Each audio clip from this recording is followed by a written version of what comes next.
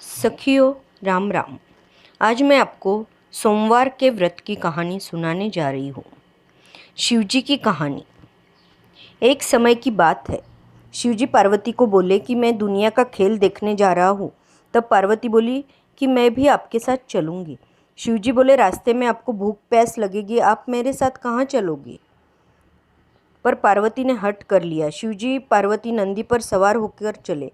बाजार में से निकले तब लोग उन्हें देखकर हंसने लगे कि देखो, है तो जोगी, पर बेचारे नंदी को बोझ से मार दिया। पीछे शिवजी थोड़ी दूर जाकर नंदी से उतर गए और पैदल चलने लगे।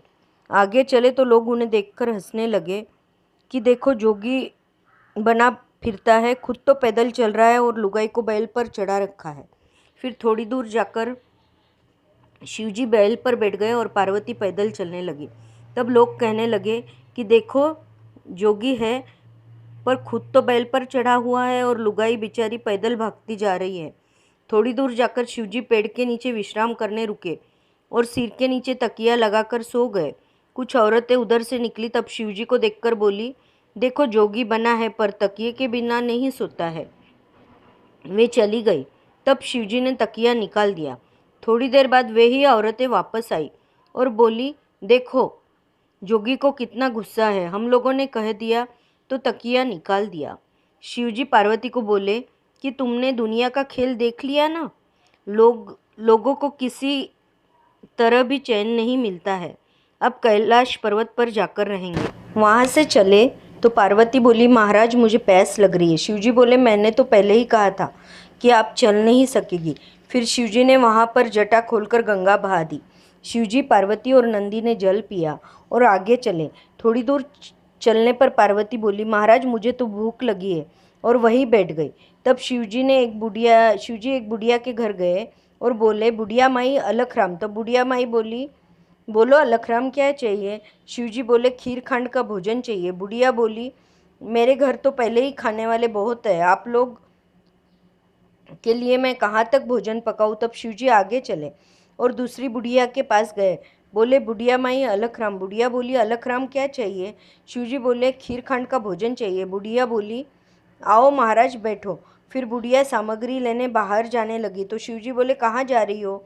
तुम अपने घर में ही देखो, तुम्हें सब कुछ मिल जाएगा। बुढ़िया ने मुड़कर देखा तो घर में सभी चीज़ों का अटूट भंडार हो रखा है। फिर बुढ़िया ने बहुत तरह की रसोई बनाई। शिवजी, पार्वती और नंदी का पनवाड़ा परोसा। तब शिवजी बोले, बुढ़िया माई 3 पनवाड़ा और परोसो, एक तेरे बेटे का, एक बहू का और एक तुम्हारा पनवाड़ा परोस लो। बुढ़िया माई बोली, महाराज मेरे बेटे बहू कहाँ हैं? सामने देखो तो 16 बरस का बेटा और बहू गठजोड़ा से खड़े हैं।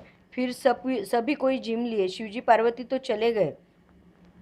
उधर बुढ़िया सब जगह प्रसाद बांटती फिर रही थी तो पहले वाली बुढ़िया पूछी कि आज तुम्हारे घर में क्या था? बुढ़िया ने सारी बात बता दी।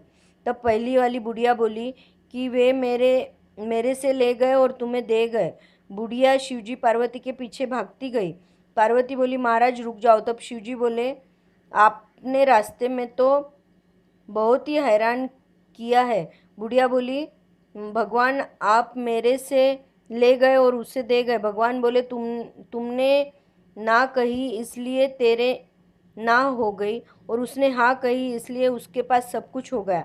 अब तुम अपना आधा धन बुढ़िया को दो तो तुम्हारे पास सब कुछ पहले जैसा हो जाएगा। बुढ़िया ने अपना आधा धन दूसरी बुढ़िया को दे दिया। उसके घर में पहले जैसी धन संपत्ति हो गई। हे शिवजी महाराज, जैसे बुढ़िया माई को सुख संपत्ति दिया वैसे सबको देवे। कहता सुनता हुक्कारा भरता अपने सारे परिवार को देवे।